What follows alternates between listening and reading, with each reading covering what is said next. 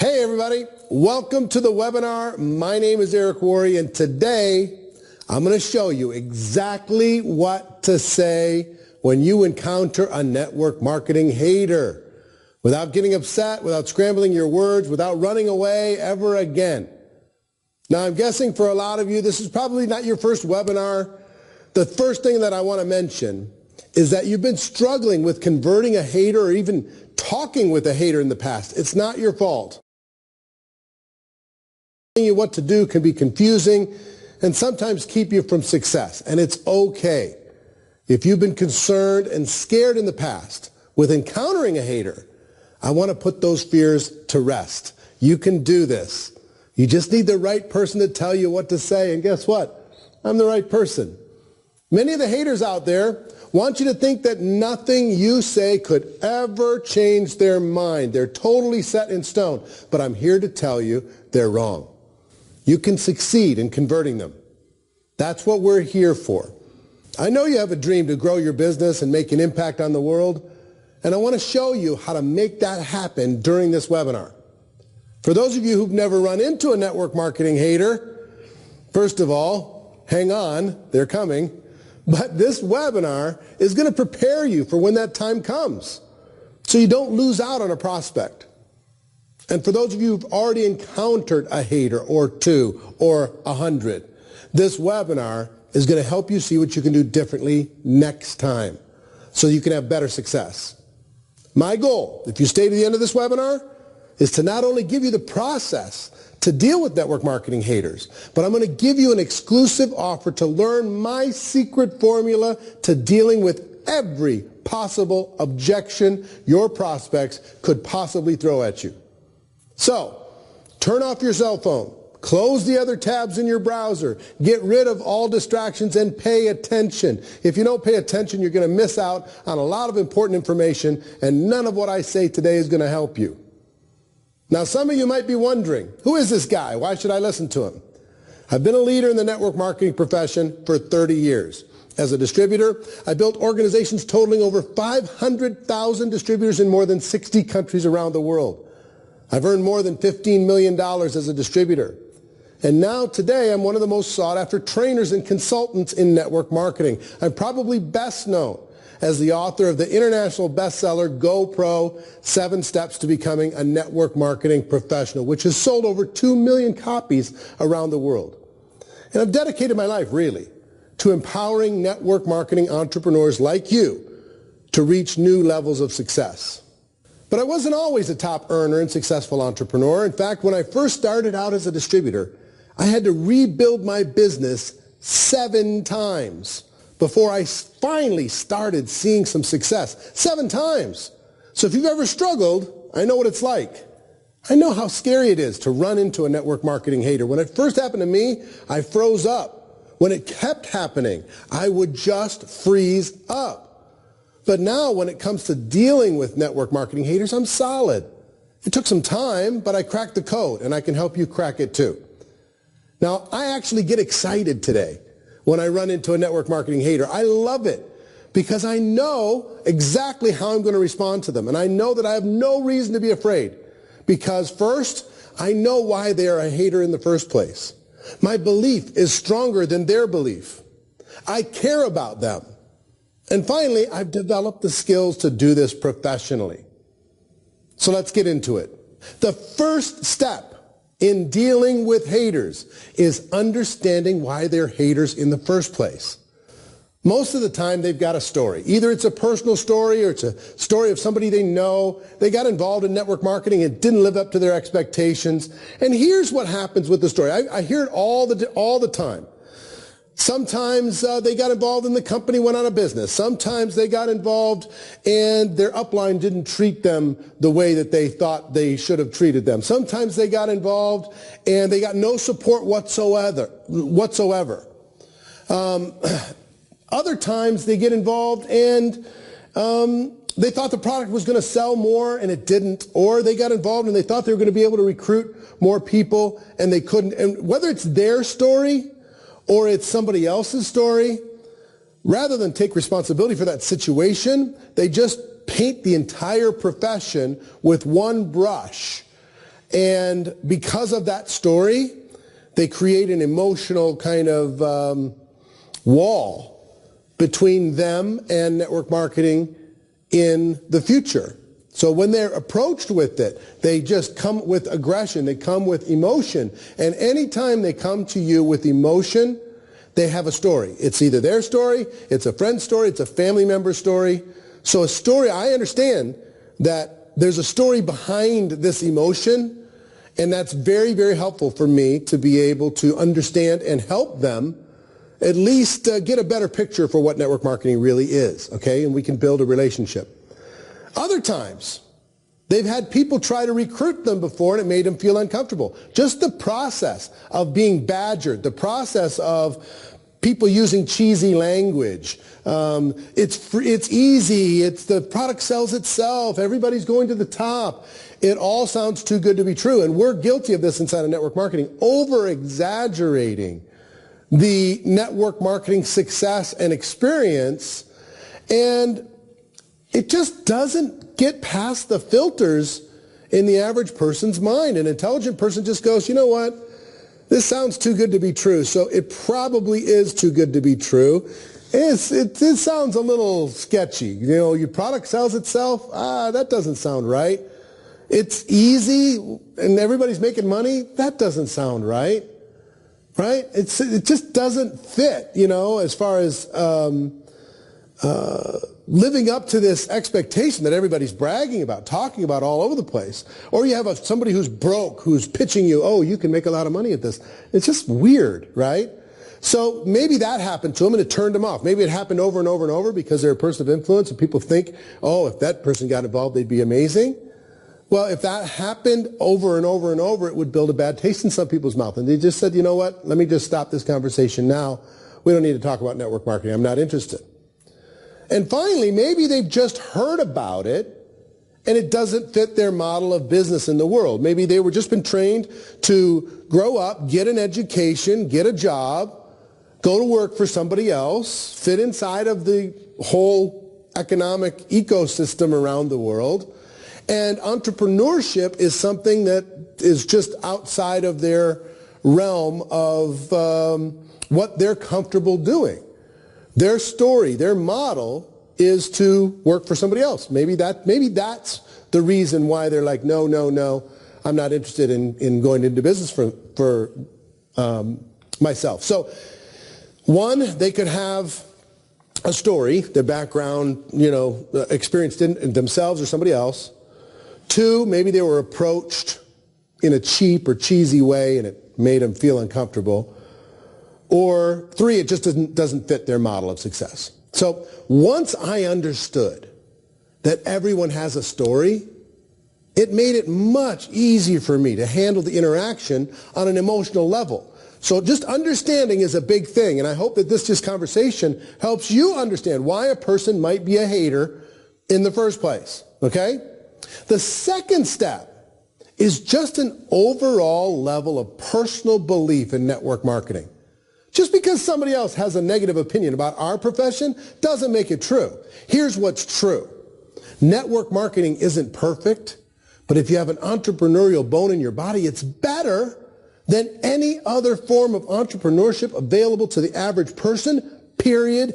End of story. You cannot win this argument on the facts. Here's the truth.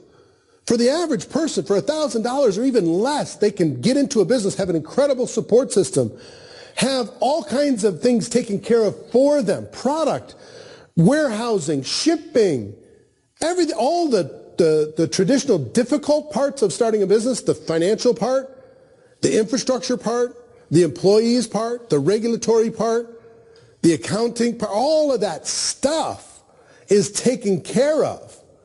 So for the average person, network marketing isn't perfect. Of course not. It's challenging. There's haters out there that don't understand it. There's people that this doesn't fit their model of success. Of course, it's not perfect. It's an emotional business because we'd have to deal with haters from time to time. But it's better. It's better. And the average person in the United States, for example, spends $65,000 to start a traditional small business. They typically take their life savings, they borrow from friends and family, put their families at enormous risk. 50% of those are out of business in 12 months. 80% are out of business in 5 years. In 10 years, 94% are defunct. That's the real world, even though when people are in business for themselves, we respect that. So here's the thing. If you know people that have an entrepreneurial drive and haven't expressed that through traditional business, network marketing is the place for them to be able to take that first step, to be able to see if they have the chops to be able to promote a business, to number one, sell products and services to people, valuable products and services to customers. Number two, to build a network of other people doing the same thing. And three is to improve the productivity of the network. That's what we do inside of network marketing. So if you're solid, if your posture's right, it's going to make a big difference when it comes to a network marketing hater. Huge difference. The third step for being able to overcome a network marketing hater is to actually care about them. And I really do care about them. When somebody comes to me with big emotion, what I know is behind that emotion, there's some pain. Behind that emotion, there is some hurt. And if I can be a friend and I can take them from being in a place where maybe they were hurt or upset or in pain or frustrated, or maybe just they didn't know, they were unclear what the network marketing profession really is, and that's our fault. We've done a lot of over-exaggerating inside of network marketing that has not helped us when it comes to making our case to the world. So I care about them. It's not important to me, and it never has been, whether a person joins my business or not. And it shouldn't be important to you whether they join your business or not. But what should be important to you is that you focus on education and understanding, that you educate them to the point that they understand what it is that we have here. They'll make a decision yes or no. But you don't need to argue with them to educate them. You don't need to lecture them to educate them. There's a better way to educate them. And I want to teach you how to do that. The final process of working with a hater is you just need to know what to say. I'm going to give you a magic formula on what to say. As soon as I find myself in a conversation with a hater, I say, hold on, you have a story. What happened? You know, a person comes and says, oh, network marketing is a bunch of crap. It's not real. It's not even legal. Just don't even talk to me about that stuff. Or they say, is this network marketing? Please save your breath. Right? You ever had that? I have, many times. Then I'm saying, hold it. What happened? You got a story. Was it you? Did you get involved? Was it somebody you know? What happened? I'm super curious. Forget about the business for a second. Just tell me what happened. I want to know. And sometimes they're going to try and resist by saying, no, I don't have a story. I just don't like it. But the truth is they can't have that much of an emotional reaction without a story. So I just keep pushing to hear it. And I've heard all kinds of stories. Company went out of business and network marketing's crap. Product didn't sell and, that it was, I don't believe in it. The people were rude inside of the organization. They kept bossing me around and telling me what to buy and telling me what to do, and I didn't like them. I didn't get any support from anybody. They told me they was going to give me all kinds of support, and then they didn't.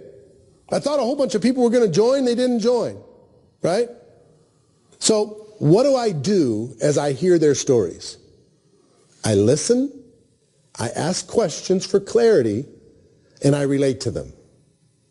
So let's say, for example, they say, well, I got involved 5 years ago. You want to know my story? Fine, I'll tell you my story.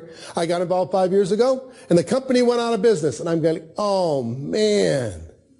How long were you with the company before they went out of business? 6 months. Oh, how many people did you talk to about the company? I talked to a lot of people. Oh, man, I'm so sorry.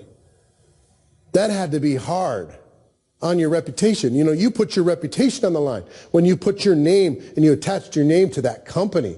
And then that company wasn't able to be successful. Not all companies are, but that company wasn't able to be successful. God, I'm sorry. That had to be embarrassing with you and the people that you exposed it to. What about the people who joined? Were they mad at you? Anybody mad at you? Yeah, some people were mad at me. Oh man, I'm really sorry about that. So I'm listening, I'm asking questions for clarity, and I'm relating to them. I'm empathizing with them. Let's say the product, they say to me, well, they told me the product would sell. I got some product. They told me the product would sell, and it didn't sell. So I'm like, well, explain more about that. What was the process? What did you do to try and sell the product? Did you actually go do some presentations? Was it, you just post some stuff online? What happened? And I have them give me some examples of, so I understand what's going on. And then I go back and like, wow, okay. First of all, I'm sorry. It looks like they led you to believe that the product sells itself. And we probably both know by now, no product sells itself. That's why there's so much advertising in the world. That's why there's so much marketing, so many salespeople in the world. Products don't normally sell themselves, right? So it sounds like, they gave you an impression that it was free money. And, we both know it's not free money. So I relate to them, right? So let's say they say, well, they told me they were going to help me. They signed me up. They told me they were going to help me, and then I never heard from them again. Is that a common objection? Absolutely. People get upset about that. And I'm like, oh, they led you to believe that. And I'm sorry that they led you to believe that, number one, they were going to be the key to growing your business, because we both know that if you're growing a business, you've got to be the one growing the business. But if they promised to be there for support and they weren't, that sucks. I'm sorry you had that experience. I'm sorry you had that bad taste in your mouth, right? Or let's say they say everybody said no. I talked to everybody and I thought people would join, and everybody said no. So nobody joins this stuff. It doesn't work. I said, well, just for clarity, and I'm not arguing with you, because that's not a fun experience when you go out and people say no. I get it. But let me ask you, was it, how many people did you talk to really that said no? And usually, they'll tell me, I talked to, my friends and family. I talked to 5 people, 10 people. And we just kind of get to the root of the fact that they, that without accusing them of anything, that maybe they didn't give it as much of a chance as they should have or could have given a real business. If they'd invested $100,000, they would have given it more time, but they invested $500, so they didn't give it much time. So I asked them questions, I listen to them, and I relate. Okay? And then I ask them the magic question. And the magic question is, if I, would you? If I, would you? And let me explain. I'll give you a few specific examples that will kind of pull all this together, right? I come to a person and I go to Bob and I say, Bob, and we start having a conversation. He says, is this network marketing? And I'm like, yeah, it's network marketing. He said, stop, save your breath. I'm not interested. I'm like, hold it, Bob. You've got a story. What happened? Was it you? Did you get involved before? Was it somebody in your family? Was it a friend? What happened? He said, oh, no, nothing happened. I'm just not interested. I said, come on, Bob. Forget about the business for a second. I'm just super curious. What happened? Tell me. Was it you? Did you get involved? He said, yeah, I got involved. How long ago? 7 years ago. And what happened? What gave you this bad taste in your mouth? He said, well, I got involved. 6 months later, company went out of business. And I had to deal with all the fallout of this nonsense. So, company went out of business. Network marketing, in my opinion, hurt my reputation, so I'm done. Like, oh man, I'm so sorry, and I relate. I'm so sorry that that happened to you. That had to really hurt, especially your reputation, the people that put their trust in you. And I understand, I get it, that some of that hurt can be pointed at network marketing. But let me ask you a question. When I looked at this, I wasn't the biggest fan of network marketing either, because I've heard about all this stuff. But when I looked at it, one of the things I looked at was how long the company was around, and was the company in good standing and all that kind of stuff. But I realize that not in every profession, not every company is going to be around for forever. You know, companies go out of business sometimes. They're mismanaged sometimes. They don't have enough money sometimes. They don't have a good enough product idea sometimes. That stuff happens every single day in business, right? He said, yeah. I said, let me ask you a question. Do you think it was network marketing that let you down? Or maybe it was just that company that wasn't managed right? He said, well, it was the company, for sure. I said, well, let me ask you a question. Now, if I would you. If I could show you how to evaluate network marketing again, maybe give it another chance, evaluate it again, and do enough due diligence that you were certain that this company had a long-term future. If I could show you an opportunity that had stability, that had a track record, would you be willing to take another look? If I did, would you? And 9 times out of 10, he'll say, yeah, I'd be willing to take another look. Here's what I know about people who have said no to network marketing that have been involved before. They're going to get involved again. It's just a matter of when they're going to get involved again. It's just whoever's skillful enough in front of them to be able to do it. So let's give you another example. Person comes and I start talking to them and they say, Eric, is this network marketing? It's a pyramid. It's not even legal. It's not even real. It doesn't even work. I'm like, whoa, whoa, whoa, whoa, whoa. Hold on. You got a story. Tell me your story. What happened? Was it you? Was it somebody in your business? Was somebody in your family? Was it a friend? Well, it was somebody in my family. I saw their experience. I'm just like, not interested. I said, well, what happened? Tell me what happened in the family. Well, they got involved in the family, and they just went around harassing everybody in the family. They just called them every 2 seconds. Every time we got a family gathering, it became a presentation. Now, it was pushy, salesy, and I'm not interested in pushy, salesy.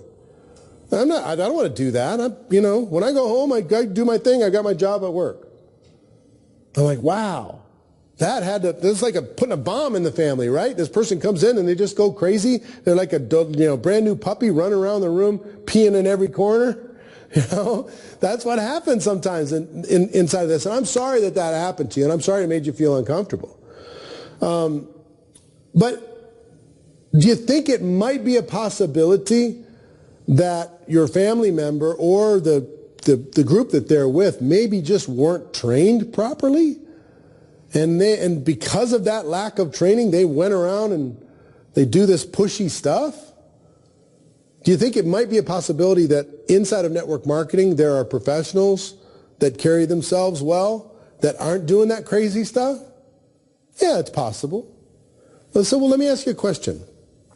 Have you ever thought to be in business for yourself? Have you ever thought to be an entrepreneur? Well, yeah, I've thought about it. Have you ever done it? No, I haven't. Why haven't you? Well, I didn't have the money. I didn't have the time freedom. I didn't have a great product idea, right? Didn't have the skills. I said, well, what if there was a way, without doing all the crazy stuff that your family member did, to be able to go into business for yourself with very, very low risk, high upside, to be able to do it professionally, do it in the space that you have, in the time that you have, to be able to have the product taken care of for you, to be able to have the skills and support taken care of for you. You still have to work hard, but most of the support is taken care of for you, and it's something over 5 or 10 years you can build into something really valuable.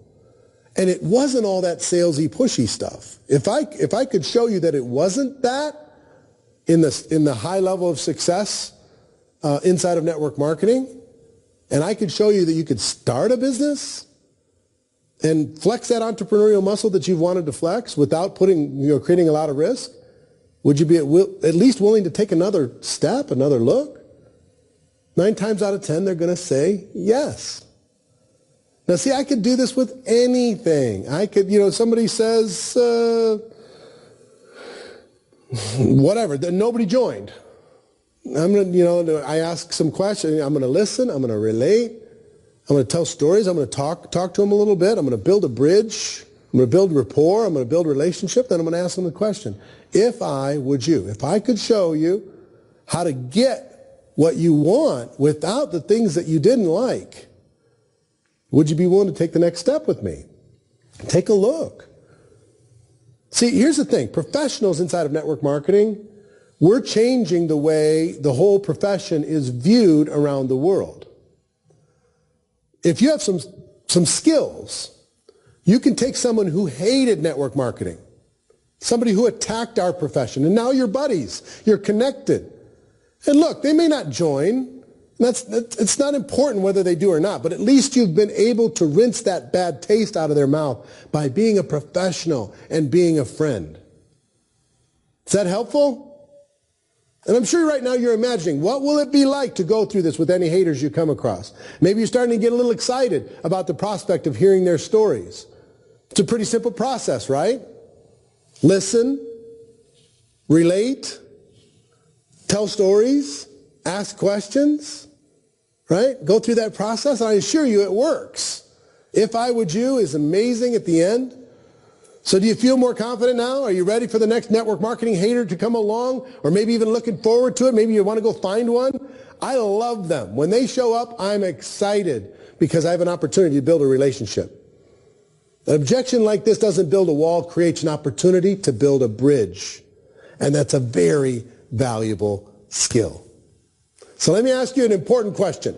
What if you were able to talk to any prospect and overcome any objection they threw at you? What if you were never afraid to encounter an objection again? What would that be worth to you? I don't have the time. I don't have the money. I need to think about it. I'm not a salesperson. And dozens of other common objections in network marketing. What would it feel like to master them all? Well, let me tell you, I'm really excited about this, about my Mastering Objections in Network Marketing course.